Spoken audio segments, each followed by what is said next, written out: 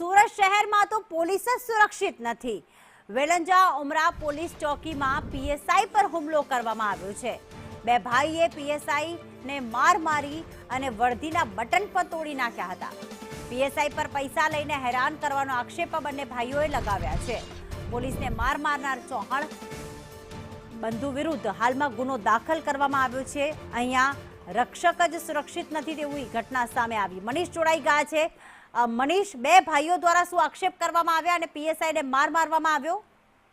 જી બિલકુલ, વાત કરીએ તો સુરતના જે ઉત્તરાયણ પોલીસ મથકની હદમાં આવેલું આ વેલંજા પોલીસ ચોકી છે કે અંગારી જે મારામારીનો કેસ ચાલી રહ્યો હતો ત્યારે કેટલાક લોકોએ છે પોલીસ પર આક્ષેપ મૂક્યો હતો અને પોલીસ સાથે પીએસઆઈ અને એએસઆઈ સાથે ઝપાઝપી કરી હતી। એટલું જ નહીં, તેની વર્દી પકડી અને તેના વર્દીના બટન પણ તોડી નાખ્યા હતા અને નખોડા માર્યા હતા અને મારામારી કરી હતી। સમગ્ર મામલાને લઈને પોલીસ દ્વારા જે ફરિયાદ આપવામાં આવી હતી અને આ બંને ચૌહાણ બંધુઓ વિરુદ્ધમાં પોલીસ ફરિયાદ નોંધવામાં આવી છે। આ બંને ચૌહાણ બંધુએ પણ પોલીસ પર આક્ષેપ કર્યો છે કે તેઓ પૈસાના જોર પર તેમને હેરાનગતિ કરે છે। એટલે સુરત શહેરમાં કહેવાય કે લુખ્ખા તત્વો અને ગુનેગાર તો બેફામ બન્યા છે, પરંતુ હવે જે સુરત પોલીસ છે તે સુરક્ષિત નથી તે પ્રકારના દ્રશ્યો સામે આવ્યા છે। હાલ તો ઉત્તરાયણ પોલીસે આ બંને ચૌહાણ વિરુદ્ધ જે ચૌહાણ બંધુ છે તેના વિરુદ્ધમાં ગુનો દાખલ કરી અને વધુ તપાસ હાથ ધરી છે। તેથી બિલકુલ, આભાર તમામ વિગતો માટે મનીષ।